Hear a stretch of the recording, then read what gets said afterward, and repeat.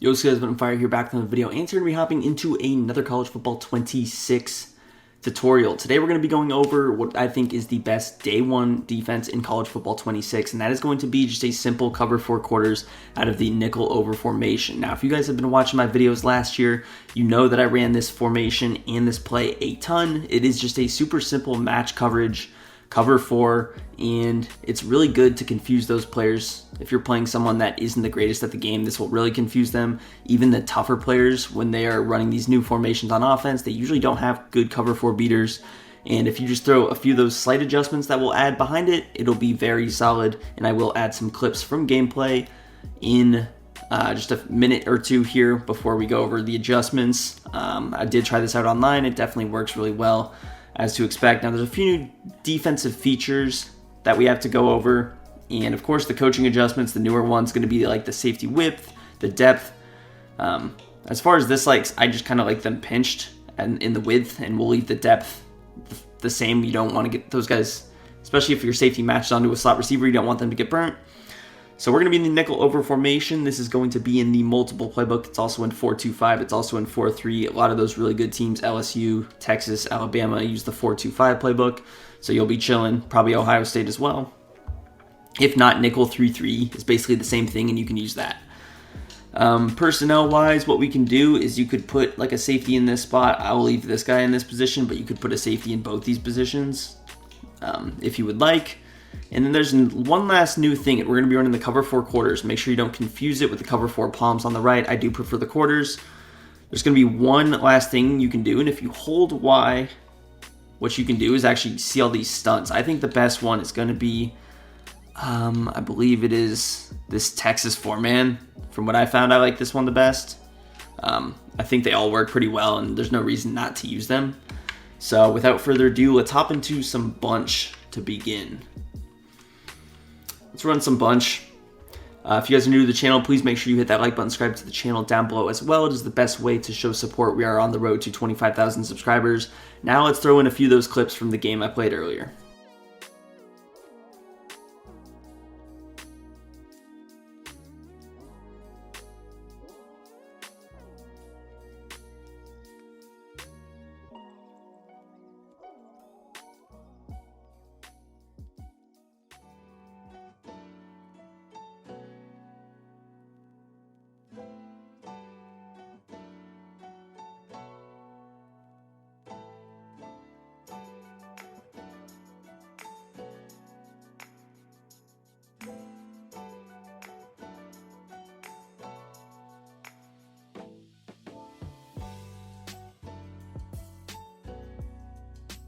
All right, now from those clips, you can see just a lot of different coverages that I ran. I tried to show the player out as much as I could, but a lot of different coverages and a lot of really good forced throws into coverage.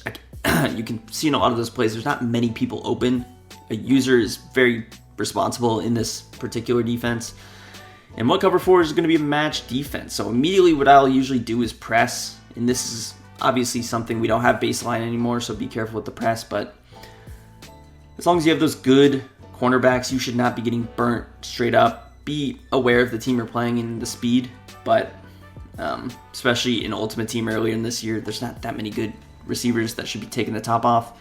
So I do prefer pressing. Now, if we just want to run it stock, you could just use the three receiver hook, and you could have probably some decent success. If we just run like a little weird basic combo, a little drag action, boom. And you'll see the stunts, they work really well. As you can see, make sure you use them, because a lot of people will probably not know about them early in the year and they'll be confused, but they're pretty broken. You can see 75 did a really good job of blocking absolutely nobody. So again, you can press. I usually like pinching the D-line if you're doing a normal rush, but again, with these stunts, do as you will.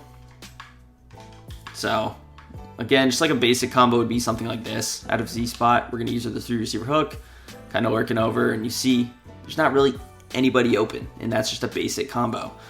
We'll take a look at the replay here, and you will see flat's going to be taken care of by the quarter flat. This guy's going to match onto our post. Corner's going to get taken by the outside quarter, and then the quarter flat is going to take the basic tight end route. and then it's left with your user here, and you even have some safety help with our free safety over the top. So very good. Now, again, you want to be careful because a good player can, of course, take advantage and try and, like, a lot of times certain routes will just confuse them and open things up, and I'm just going to try and open a few routes up, but, like, certain routes will get open. Like, one of the ones that's a big one is going to be kind of a wheel route against a outside quarter because we have our linebacker here. If you get enough time, he could get open.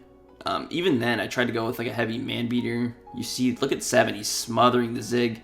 Then he actually runs back and, like, I guess that was my user, but like without my user there, I don't know that he would have defended that as well. This guy, you see he's actually covered until the zig gets into his zone, and then he would have taken the responsibility if I was in no man's land with my user. So there's a lot of background adjustments that you can get behind here. Now, there's going to be a few adjustments that I like. One thing you'll see is people try to use certain routes. Like, I see these comeback routes a lot, and I can't actually put my player on a comeback route because my left trigger is broken on this controller. But let's say we try and just hit this curl route. You'll see kind of these things a lot. They'll try and just use man beaters to beat the outside quarter because he's going to play kind of a man coverage assignment. So if that's the case, one adjustment you saw me do is just actually do the regular traditional man coverage, and usually they play it a little bit better. Now, if you're going to go with man coverage on one side of the field, and I will switch between like bunch and trips and some other formations, is if you're going to go with this, you probably want to man up the running back too. Now, if I'm going to man up the running back, I could do a few different things. I could man up the safety on him, which would be simple here. Or I could just man up that quarter flat. Now, be careful if you man up the quarter flat, you're not going to have anything to defend, say, a drag route. But with our quarter flat should take the drag. Let's say Y is on just a little corner route or whatever. Who knows, something like this. Then our quarter flat would take the drag. On the left, our quarter flat on the right should take the flat route, and then our outside quarter should take the corner route. So, played pretty perfectly, and then you can run back and help if you need on this post route, because if you don't get a good press, whatever the case may be, it may not be open. So that's one way to do it. I do like manning people on the side up. If you're gonna man someone up, I do like manning the side up. But let's say we wanted to not worry about it. Maybe he's trying to confuse us. Maybe he's creating a little concept like this, where he's trying to create multiple openings, and the quarter flat has a tough responsibility here because it's like, who is he going to defend? Is he going to defend the drag? If we just leave our user here, then you'll see the drag is going to be wide open. Maybe that post actually got wide open on the left. I had to help with my user. Maybe one of the routes on the right got open. I had to user that.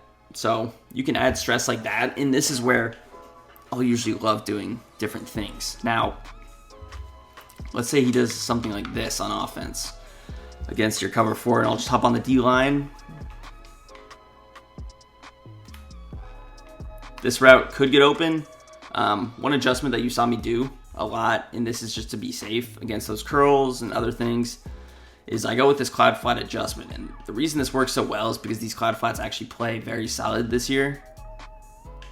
And what you can do is also back him off, because sometimes you can't baseline press. You don't have to press, but I go B in a cloud flat, and then I go L1 in a deep half. So this is the adjustment. Now, it's very important that when you do this, you don't user him, because he's going to need his free range of motion. And what I like to do with him usually is I'm going to put this free safety now in an inside third. And I will probably post a video on how to quick adjust if you don't know, but to make it simple, you're going to double press Y, then you can press Y, and then left stick to the left, and that will push him in an inside third, and your coverage will look like this. So now, let's say he's running some kind of a choice. It's like an angle route. Could be doing a lot of different things. I'm trying to create concepts that I would try and like use that would help, but boom, we're gonna lurk over on here, and now you see you just have some basic constant coverage without match, where sometimes with the cover 4 beaters, it doesn't work. So you see we still have our quarter flat, he's still gonna fall there. Our cloud flat's gonna take away that corner route. That is not open. Our deep half shades over. Any backside post is helped out with our inside third, and then he's still matching. And then the running back is taken with our quarter flat zone. That was not man coverage. Of course, you could combine both the setups we talked about. And one thing I will sometimes do also is if they're trying to use those wheel routes, which is a pretty popular kind of concept.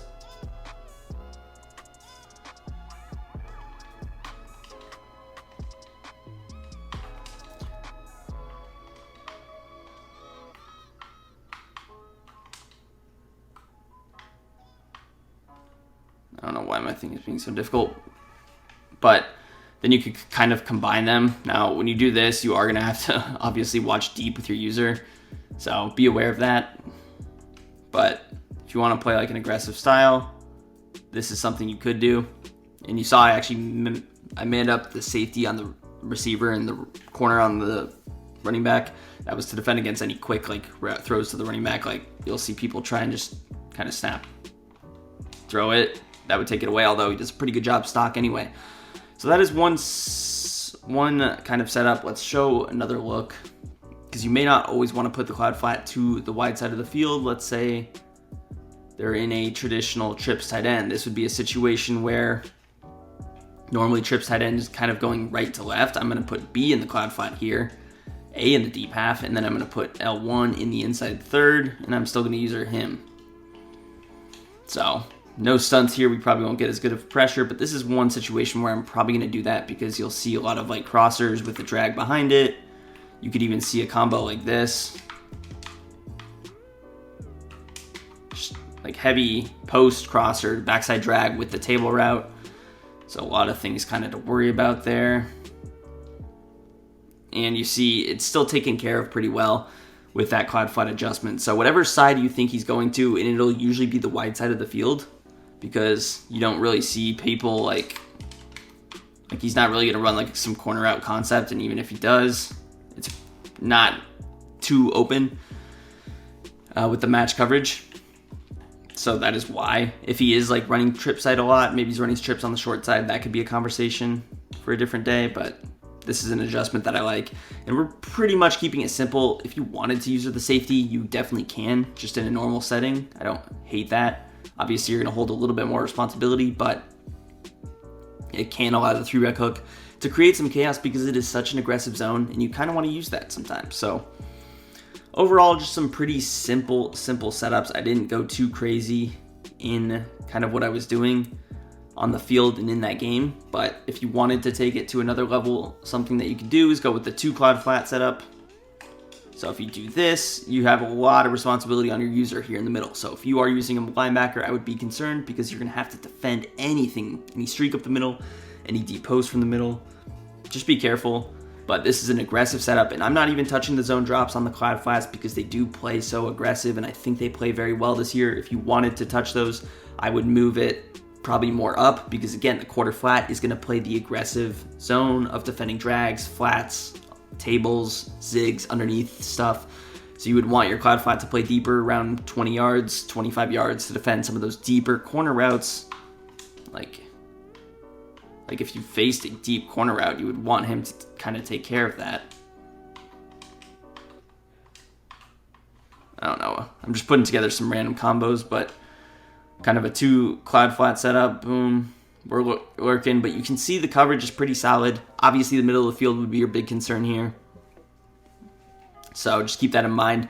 Another thing you could do is if you wanted to go with the 2 cloud flat setup, what you could do is you could put one of these guys in the middle of the field. So let's say we put B, let's say on this left side. I'm okay like leaving this guy because the odds of anything going from right to left are kind of slim out of trips, especially on the short side. So I would maybe be okay using him, and then I could put X in like an inside third. Now I don't have to worry about anything deep, and then I can actually just use this player here and kind of watch some of those routes, lurk back over.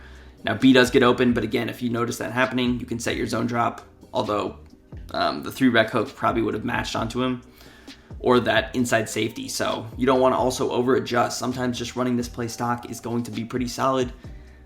And sometimes when you adjust out of it, you actually hurt yourself because my inside or outside safety is going to take the crosser, and now he doesn't. So let's say you face something like this where there's 4 people on one side.